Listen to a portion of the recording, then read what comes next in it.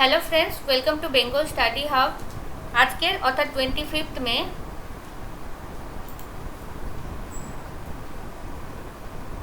2020 the Hindu news paper আমরা discuss করব। কিছু article, important article the Hindu news paper থেকে আমরা ডিসকাস করব। তো প্রথমে ফার্মস এবং ফার্মার্সদের সাথে রিলেটেড একটা আর্টিকেল আমরা ডিসকাস করে নিই। তো রাজীব গান্ধী কিষাণ ন্যায় যোজনা, এটা একটা নতুন যোজনা যেটা তোমাদের মনে রাখতে হবে। রাজীব গান্ধী কিষাণ ন্যায় যোজনা রিসেন্টলি লঞ্চ হয়েছে। কোথায়? ছত্তিশগড়ে লঞ্চ হয়েছে। এটা কি করবে? 18 লাখ ফার্মার্সদেরকে, ওই রাজ্যে 18 লাখ ফার্মার্স যারা রাইস, মেজ এবং সুগার কেন প্রডিউস করে, তাদেরকে 10,000 থেকে 13,000 পার একর তাদেরকে কিন্তু একটা ডাইরেক্ট ক্যাশ ট্রান্সফার দেওয়া হবে। খুবই ভালো, ঠিক আছে। তাছাড়াও তারা পিএম কিষাণ যোজনার অন্তর্গত 6,000 টাকা যেটা দেওয়া হয় সেটাও কিন্তু পার ফ্যামিলি কিন্তু পাবে, ঠিক আছে। এগুলো তেলেঙ্গানা, ওড়িশা, এই অন্ধ্রপ্রদেশ, এই এখানকার যারা কৃষক আছে তারা কিন্তু মানে বেনিফিট পায়। এবং যে পিএম কিষাণ যোজনা সেটা কিন্তু 5 একর্স অবধি যাদের ল্যান্ড আছে তারাও পর্যন্ত পায়। তো এটা মানে অলরেডি এই ফার্মার্সদের জন্য এই স্কিমগুলো, ডাইরেক্ট ক্যাশ বেনিফিটের যে ট্রান্সফারের স্কিমগুলো করা হয়েছে সেটা অবশ্যই এটা মানে মানে প্রশংসনীয়, তাই না? কারণ এটাই অনেক দিন ধরে দরকার ছিল যে ডাইরেক্ট ক্যাশ বেনিফিটে একটা ট্রান্সফার করা হোক, যাতে তারা ওভারঅল তাদের লিভিং স্ট্যান্ডার্ড তারা ইনক্রিজ করতে পারে, ঠিক আছে। কিন্তু for balancing the interest of the consumer and farmer, India has extensive minimum support price regime. এর আগেও কিন্তু একটা মিনিমাম সাপোর্ট প্রাইস রেজিম ছিল, যেখানে কি হতো, ফসলের যত কস্ট পড়তো কৃষকদের তার 1.5 টাইমস মানে 1.5 গুণ কিন্তু টাকা তারা গভর্নমেন্টের কাছ থেকে কিন্তু মিনিমাম সাপোর্ট প্রাইস হিসাবে তারা বিক্রি করতে পারতো। মানে তাদের ফসল যদি তার বেশি দামে তারা বিক্রি না করতে পারে, তাহলে তারা গভর্নমেন্ট এত টাকা তো তাদের দিবেই। এটা মিনিমাম সাপোর্ট স্কিম, ঠিক আছে। সাপোর্ট এই জন্যই যে এত তো তারা টাকা নিজের ফসলের পেয়েই যাবে 1.5 গুণ যত কষ্ট হচ্ছে। কিন্তু এর ক্যালকুলেশনের প্রবলেম ছিল, তাদের কষ্টটাই কম ধরা হতো। বিভিন্ন গভর্নমেন্ট বিভিন্ন সময় উত্তরপ্রদেশ, হরিয়ানা, বিভিন্ন রাজ্যের গভর্নমেন্ট কিন্তু অলরেডি প্রশ্ন তুলেছে এই ক্যালকুলেশন নিয়ে। ক্যালকুলেশনই যদি ঠিকঠাক না হয়, তাহলে তারা 1.5 গুণ যদি পায় তবুও যদি তাদের খরচ না হতো, তাহলে তো এই এমএসপির তো কোনো লাভই হচ্ছে না মিনিমাম সাপোর্ট প্রাইসে, তাই নয়? তো এটা হচ্ছিল প্রবলেম। তো সেজন্য ডাইরেক্ট যেটা ক্যাশ ট্রান্সফার করা হচ্ছে সেটা অবশ্যই প্রশংসনীয়, ঠিক আছে। কিন্তু এই যে সাপোর্ট স্কিমগুলো আছে, ইনকাম সাপোর্ট স্কিম, সেগুলো যতগুলোই ইনকাম সাপোর্ট স্কিম আছে যেটা নতুন লঞ্চ হয়েছে, সেই স্কিমগুলো শুধুমাত্র ল্যান্ড ওনার্সদেরই বেশি টার্গেট করে। তারা বাইপাস করে যায় টেনান্স এবং লেবারার্সদের। টেনান্স মানে যারা রেন্টের মাধ্যমে জমি চাষ করে, ভাড়া চাষি যেটাকে বলি আমরা, ভাগ চাষি বা ভাড়া চাষি, তারা হচ্ছে টেনান্স। এবং লেবারার্স যারা প্রত্যেক দিন মজুরিতে খাটে জমিতে, যাদের নিজের জমি না, তো এরা দুজনই কিন্তু তাদের নিজস্ব জমি নাই, অন্যের জমিতে খাটে, কিন্তু তাদের জন্য কিন্তু কোনো রকম স্কিম নেই। এরা শুধুমাত্র যারা ল্যান্ড ওনার্স, যাদের ল্যান্ড আছে, তারাই কিন্তু লাভ পায়। অনেক সময় দেখা যায় যে ল্যান্ডে বেশিরভাগই ল্যান্ড ওনার্সরা নিজের জমিতে কাজ করছে না, তারা কিন্তু ফার্মার্সই নয়, আসলে খালি অন্যদেরকে দিয়েই কাজ করায়, কিন্তু সুবিধাগুলো কিন্তু ল্যান্ড ওনার্সরা পেয়ে যায়। তো এই জিনিসগুলো কিন্তু অ্যাড্রেস করা দরকার। ছত্তিশগড়ে কিন্তু একটা এভিডেন্স পাওয়া গেছে যে যে টেনার্সরা আছে তারা কিন্তু বেটার রেট পেয়ে যায় ওনার্সের কাছ থেকে। গভর্নমেন্টে যত ইনসেন্টিভ দিচ্ছে, যত এমএসপি দেওয়া হয়, তার থেকেও বেশি বাইরের থেকে তারা টাকা পেয়ে যায়। তো গভর্নমেন্ট যে ইন্টারভেন করে, মিনিমাম সাপোর্ট প্রাইস দেয়, তার থেকেও বেশি কিন্তু তারা বাইরে থেকেই টাকা পেয়ে যায়। সুতরাং তারা মোটেও গভর্নমেন্টকে বিক্রি করে তাদের লাভ হবে না, বরং গভর্নমেন্টকে এমএসপি এটার ক্যালকুলেশনটা ঠিক করা উচিত, আরও বেশি প্রাইসে দেওয়া উচিত। এবং ল্যান্ড ওনার্সকে যত সাবসিডি দেয় সেটা না দিয়ে সেটা টেনান্স এবং কাকে দেওয়া উচিত, যেটা লেবারার্সরা যারা আছে, ল্যান্ডলেস লেবারার্স, তাদেরকে দেওয়া উচিত, ঠিক আছে। তো দ্য স্টেট ইজ নাও এখন কি করছে, একটা ডিজাইন করছে cash transfer scheme for landless labourers according to the chief minister Bhupesh Baghel. তো চিফ মিনিস্টার ভূপেশ বাঘেলের মতে তারা কিন্তু একটা নতুন scheme cash transfer scheme launch করবে, ডিজাইন করছে, তৈরি করছে এখন, যাতে ল্যান্ডলেস লেবারার্সরাও কিছু বেনিফিট পায়। কিন্তু এই ইন্টারভেনশন যেটা হবে সেটা কিন্তু অনলি প্যালিয়েটিভ হবে, সেটা কিন্তু আন্ডারলাইন যেটা ভেতরের প্রবলেম, যেটা প্যালিয়েটিভ মানে জাস্ট একটু সুদিং করবে, কিন্তু ভেতরের যে প্রবলেমটা সেটা কিন্তু আখেরে সেটা সলভ করতে পারবে না, ঠিক আছে। কারণ আমাদের ফার্মিংয়ের যে নেচারটাই সেটা নন রিমিটেটিভ, সেখান থেকে খুব বেশি লাভ কখনোই হয় না, ঠিক আছে। মার্কেট ড্রিভেন অ্যাপ্রোচ কিন্তু দরকার একটা, একে সলিউশন হিসাবে, এটা মার্কেট ড্রিভেন অ্যাপ্রোচ সলিউশন হিসাবে প্রপোজ করা হয়েছে। কারণ যখন আমরা মার্কেটের উপর ছেড়ে দিই তখন অটোমেটিকলি কখনো কৃষকরা খুব ভালো দাম পেয়ে যায়, ফলে তাদের যখন কিছু লসও হয় তখন সেটাকে তারা পুষিয়ে নিতে পারে, ঠিক আছে। and the agriculture related components in the center response to the economic crisis caused by pandemic appear to toe that line। আর এই প্যান্ডেমিকের সময় এই যে দরকারটা সেটা কিন্তু আরও বেশি করে চোখে পড়েছে, যখন আমাদের ফুডের দরকার সব থেকে বেশি হয়ে পড়েছে, সবাই এখন ফুডের উপর বেশি ডিপেন্ডেন্ট। ঠিক আছে, তো এটাও আমরা দেখবো এখনই। ঠিক আছে,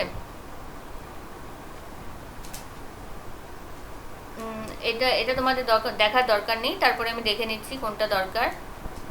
হ্যাঁ, আমরা কি লার্নিং করলাম? India's agriculture management must take into account such fresh learning from the pandemic. তো প্যান্ডেমিক থেকে আমরা কি কি শিখতে পারলাম? যে আমাদের and vulnerability arising out of supply chain dependent of food security.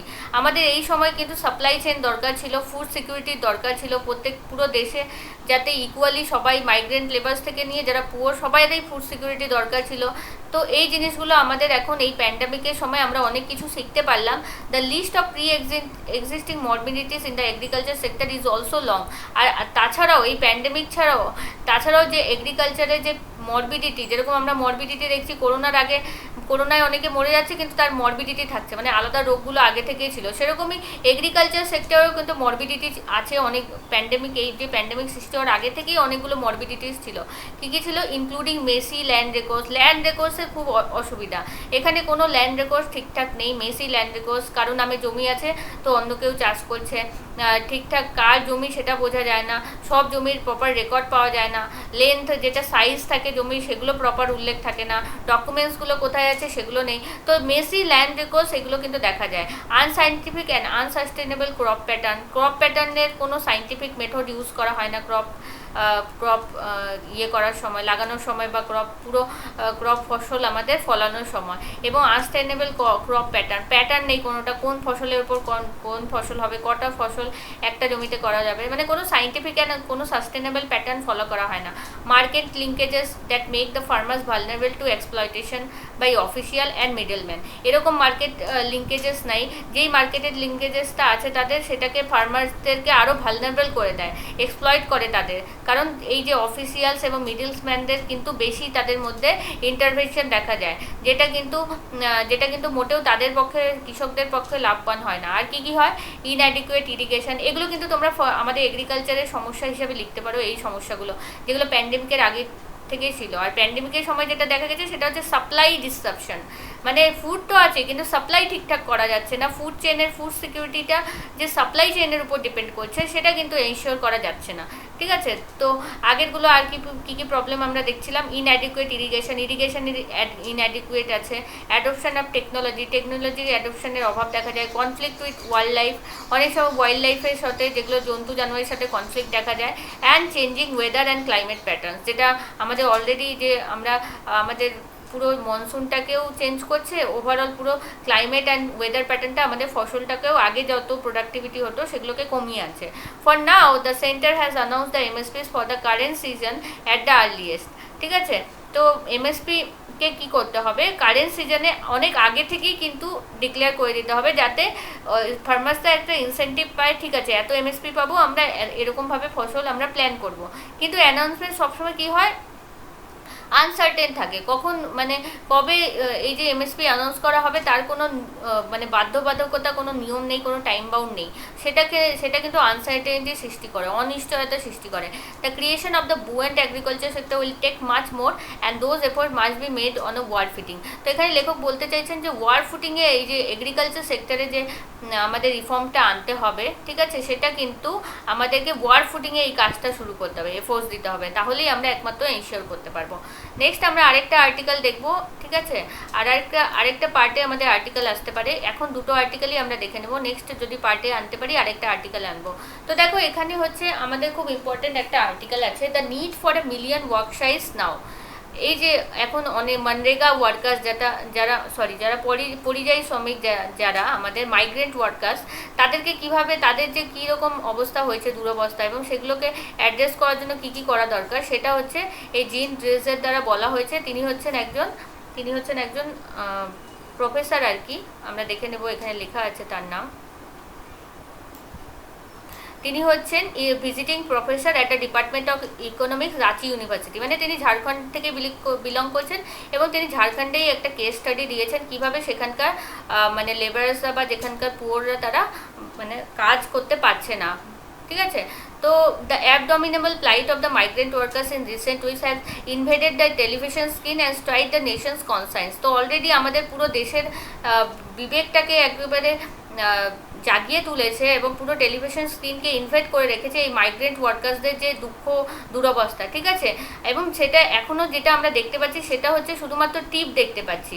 ঠিক আছে, থ্রু দ্য কান্ট্রি সিচুয়েশন কিন্তু আরও বেশি অ্যালার্মিং। ঠিক আছে, তো এই যে অ্যালার্মিং সিচুয়েশনটা জন্য একটা মানে স্টাডি কন্ডাক্ট হয়েছিল, সার্ভে কন্ডাক্ট করা হয়েছিল আজিম প্রেমজি ইউনিভার্সিটির দ্বারা, যারা হচ্ছে এই সার্ভেটা করা হয়েছিল তাদের উপর 1000 of poor 1000 scattered over many states, যারা এদিকে ওদিকে অনেক গরিব মানুষ আছে এদিক ওদিক ছড়িয়ে ছিটিয়ে আছেন বা মাইগ্রেন্ট ওয়ার্কার, তাদের উপর সার্ভে করে দেখা গেল যে 74% respondents were consuming less food.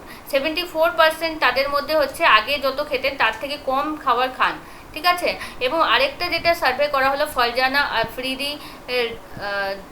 Afridi যেটা তার দ্বারা করা হয়েছিল এবং her colleagues in low income neighbourhoods of দিল্লিতে করা হয়েছিল, যেখানে দেখা গেল 80% তারা যত ইনকাম করতেন তার থেকে কম ইনকাম করছেন এই লকডাউনে, এবং 90% তারা ফিনান্সিয়াল স্ট্রেসের মধ্যে দিয়ে যাচ্ছেন এবং রাতে ঘুমোতে পর্যন্ত পারছেন না। তো এই সব সার্ভের লাইটে আমরা নিচের ব্যাপারগুলো দেখে নেব কী লেখক বলছেন।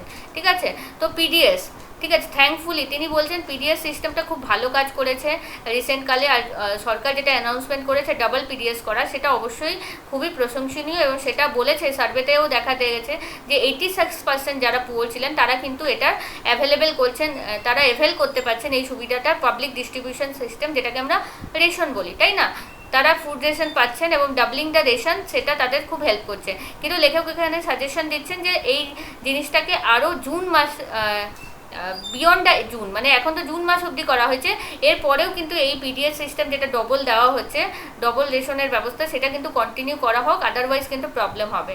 ঠিক আছে, এবং এখনও কিন্তু PDS however leaves 50 million people including many who live in poverty, কিন্তু এখনও কিন্তু 500 মিলিয়ন পিপলকে কিন্তু এখনও পিডিএসের আওতায় পড়ছে না, তারা কারো কাছে প্রপার রেশন কার্ড নেই, কেউ নিজের বাড়ির কাছে নেই যেখান থেকে রেশনের জন্য তারা এনটাইটেল, তো সেগুলো কিন্তু তারা এখনও পোভার্টির মধ্যে আছে, তারা খাদ্যের ফুড সিকিউরিটি অবধি তাদের সেজন্য ম্যানেজ হচ্ছে না। কিন্তু প্রশ্ন হলো ফার্দার ইভেন ফর দোজ, কিন্তু যারা রেশন পাচ্ছে তাদের কি পুরো সমস্যার সমাধান হচ্ছে? লেখক বলছেন না, PDS is little more than a protection against hunger.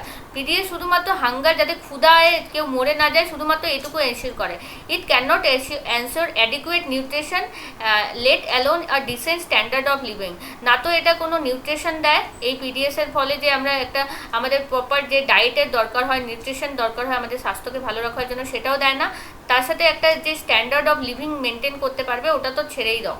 ঠিক আছে, নেক্সট লেখক বলতে চাইছেন এই ক্রাইসিসকে কোপ করার জন্য পুয়ার হাউসহোল্ডকে কী করতে হবে, একটা চান্স দিতে হবে earn cash beyond small mercies, মানে এরকম শুধুমাত্র দান ত্রাণের দরকার নেই, তাদেরকে একটা এমপ্লয়মেন্ট জেনারেট করে দিতে হবে, তারা যেন নিজে কাজ করার সুযোগ পায় এবং সেখান থেকে তারা ইনকাম করে নিজেদের মতো সেটা ইউজ করতে পারে, সেটা নিউট্রিশন ফুড কিনতে হতে পারে, তাদের লিভিং স্ট্যান্ডার্ডটাকে মেনটেন করতে হতে পারে। ঠিক আছে, তো unconditional cash transfer are not easy to use for this purpose, কিন্তু যেটা আনকন্ডিশনাল ক্যাশ ট্রান্সফার যেটা আমরা এতদিন বলছিল যে সরকারকে করা উচিত, সেটা কিন্তু করা খুব একটা সুবিধা হবে না, কারণ সবার ডিটেলস নেই, সবার নামের ডিটেলস নেই, কারা কারা যোগ্য এইগুলো পাওয়ার, কারো প্রপার অ্যাকাউন্টস নেই, তো কিভাবে তাদেরকে ডাইরেক্ট ক্যাশ ট্রান্সফার করা হবে? তাছাড়া অন্যদিকে এখানে লেখক সাজেস্ট করছেন, তাছাড়া অন্য দিক দিয়ে এই কাজটা করা যেতে পারে পুয়ারদেরকে আপলিফ্ট করার জন্য, কি আইডেন্টিফাই দোজ ইন মানে ইউনিভার্সাল বেসিক ইনকামও এখন করা যাবে না, এটা লেখক বলছেন, সেটাও এখন করার সময় নয়। তাছাড়া তিনি বলছেন India's national rural employment guarantee act offers an obvious alternative, তিনি বলছেন তার চেয়ে ভালো এখন এনআরইজিএ, যেটা অলরেডি যে স্কিমটা লঞ্চ হয়ে গিয়েছিল, সেই স্কিমে সরকার যদিও এক্সট্রা দিয়েছে, এর মধ্যে ফান্ড এখন অ্যালোকেট করা হয়েছে এক্সট্রা 40,000 crore, কিন্তু সেগুলোকে যে প্রপার ইউজ করতে পারে, সকলে তার বেনিফিট নিতে পারে, সেটাই এই আর্টিকেলে বলতে চেয়েছেন। তো তিনি বলছেন এই সময় কিন্তু এই যে NREGA, যেটা ন্যাশনাল রুরাল এমপ্লয়মেন্ট গ্যারান্টি, সেটা কিন্তু অফার করবে, একটা খুব ভালো অল্টারনেটিভ দিবে এই এখন সাপোর্টিভ ইনকাম জেনারেট করতে, ঠিক আছে, যারা পুয়ার তাদের জন্য। অ্যাটলিস্ট রুরাল এরিয়াগুলোতে employment on demand at basic wages. তো এখানে কনসেপ্টটা কি, NREGA যে এই যে গ্যারেন্টি একটা, এখানে ডিমান্ড হলেই কাজ দিতে হবে, এরকম না যে আমার কাজ আছে, আমার বাড়িতে আজকে কাজ আছে তো আমি লেবার ডাকছি, না, লেবার আসলেই আমাকে কাজ দিতে হবে। তো এই কনসেপ্টটা খুব ভালো কাজের, যে ন্যাশনাল রুরাল এমপ্লয়মেন্ট গ্যারেন্টি অ্যাক্টে যে 100 দিনের কাজ আমাকে গ্যারেন্টি আমাকে দিতেই হবে। তো এর মাধ্যমে এই যে ডিমান্ড ড্রিভেন যে এই কাজটা, মানে ডিমান্ড থাকলেই আমাকে কাজ দিতে হবে, এটা কিন্তু খুব বেনিফিশিয়াল হতে পারে এই প্যান্ডেমিকের সময়। আর এই ইকোনমিক কন্ডিশন যখন আমাদের দেশে এত খারাপ হয়েছে লকডাউনের সময়, এটা কিন্তু খুব ইম্পর্টেন্ট, ঠিক আছে। দেখো, unprecedented demand, the demand for NREGA work is stronger than ever. এখন সব থেকে বেশি, কারণ সব পরিযায়ী শ্রমিকরা কিন্তু এখন ফিরে এসেছেন, ফলে তারা নিজের গ্রামে কিন্তু NREGA যে ওয়ার্কটা, সেটা কিন্তু তারা ডিমান্ড করতে পারেন কাজের, তারা অ্যাভেল করে তারা মিনিমাম যেটা কিছু ইনকাম তারা করতে পারেন। This is not surprising, most people would prefer to do some work and earn little than to sit idle with empty pockets. তা কোনো মানুষই চায় না তারা চুপচাপ বসে থাকুক, তারা সবসময় কোনো কাজ করে কিছু খেতে চায়, ঠিক আছে। তো this huge demand contrast with the resilient indifference of rural workers towards NREGA in recent years due to low wages and erratic payments। কিন্তু এই যে ডিমান্ড, তাদের এই যে ইচ্ছেটা, যে কাজ করার ইচ্ছে আছে, তাদের এই যে বসে থাকার যে তারা কাজ করার ইচ্ছে, কিন্তু সেটা কিন্তু এটার সাথে এখন যে নারেগার কাজ যে দেওয়া হচ্ছে, তাতে তারা কিন্তু পার্টিসিপেট করছে না, সেটা কন্ট্রাস্ট হচ্ছে, তাই না? যে তারা কাজ চাচ্ছে কিন্তু NREGA কাজও আছে, কিন্তু তবুও তারা এভেল করছে না এই কাজটা। কেন করছে না? এবার আমরা সমস্যাটা দেখব কী কাজের জন্য। কারণ তাদেরকে লো ওয়েজেস অ্যান্ড এরাটিক পেমেন্টস, মানে পেমেন্ট সিস্টেমটা ভালো না, ঠিক আছে। এই যে এরকম না যে আজকে আমি কাজে গেলাম, আমি কাজও পেয়ে গেলাম প্লাস আমি পেমেন্টও পেয়ে গেলাম, এই জিনিসটা কিন্তু এরাটিক পেমেন্টসের সিস্টেমটা ভালো নয়, এবং ওয়েজেস যেটা সেটাও খুব কম, লো ওয়েজেস, ঠিক আছে। তো wages are still low and payment are still far from timely and reliable. Timely payment হয় না, রিলায়েবল নয়। What has change is that for the most workers today there is nothing better on the কাজ। তো এখন যেটা সব থেকে বেশি ইউজ করা যেত, সেদিকেও কিন্তু সবাই যেতে চাইছেন না, কারণ তাদের পেমেন্ট কখন হবে সেটার কোনো এরাটিক পেমেন্ট সিস্টেম আছে, এবং লো ওয়েজেস তাদের আছে। তো লো ওয়েজেস যাই হোক, লো ওয়েজেসেও তারা কাজ করে নেবে, কিন্তু পেমেন্ট সিস্টেমটা যদি ভালো করা যেত তাহলে কিন্তু তারা এদিকে ইন্টারেস্টেড হতো। We had a telling experience of this renewed demand for NREGA work in a number of deprived villages of Latehar district. তো এখানে লেখক একটা কেস স্টাডি দিচ্ছেন ঝাড়খণ্ডের এই লাতেহার ডিস্ট্রিক্টে, ঠিক আছে। Last few days in this area the idea of work on demand is still alien to most rural worker.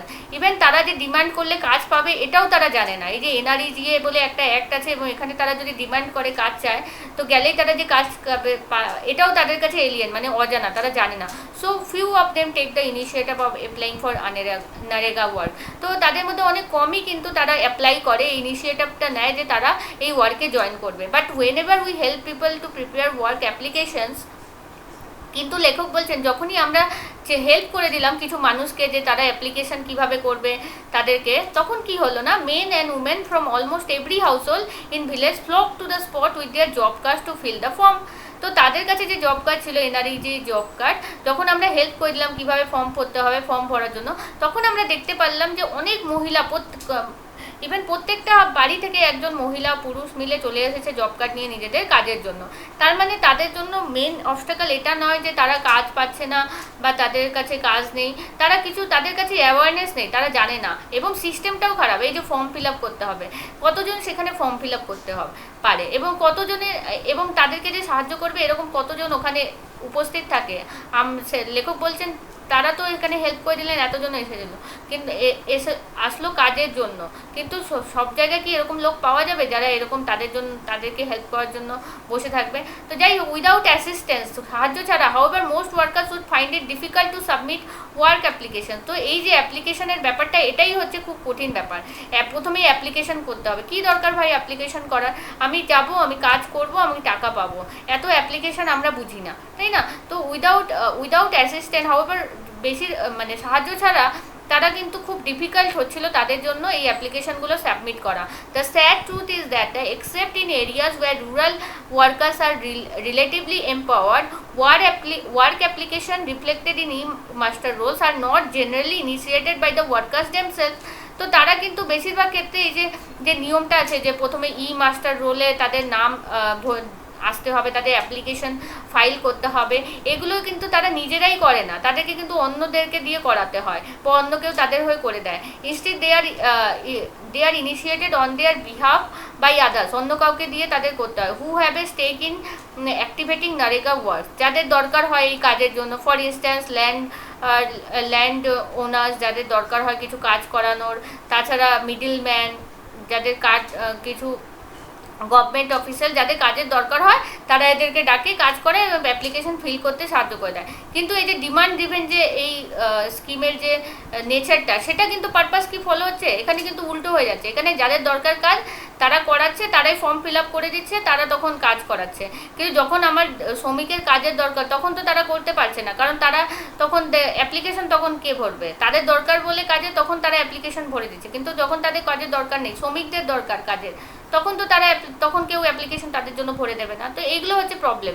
তো এখানে লেখক বলছেন যে in other words, Narega was attract the workers and not the other way around, that at any rate is now is tends to work in the poorer state.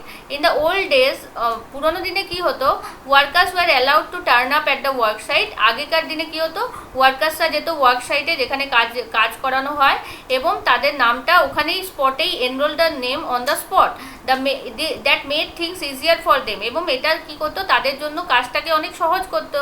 Applying for work was A right, এবং তাদের যে work ছিল, অধিকার ছিল, তাদের রাইটের জন্য যে তারা অ্যাপ্লাই করতো সেটা তাদের অধিকারের মধ্যে পড়তো। নট অ্যান অব্লিগেশন, তাদের অব্লিগেশন নেই, তাদের একটা অধিকারের মধ্যে পড়ে এই যে কাজ পাওয়া। কারণ এমজিএনআরই যে মূল থিমটাই এটা যে রাইট টু ওয়ার্ক, তারা চাইলেই তারা 100 দিনের কাজের গ্যারেন্টি তাদের দেওয়া হয়েছে। But now it has become an obligation.